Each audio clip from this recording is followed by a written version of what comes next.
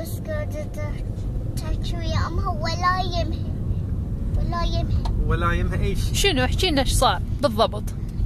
يعني هي انت قعدتي من الصبح وياي وصار بعدين؟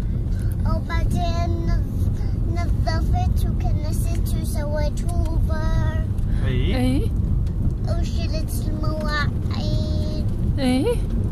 وهي ونظفت سيارتكم. واحنا ماخذين الدوام. وشنو يعني وهي شنو قلتي لها انت حكيتي وياها؟ ولا يمها. شلون؟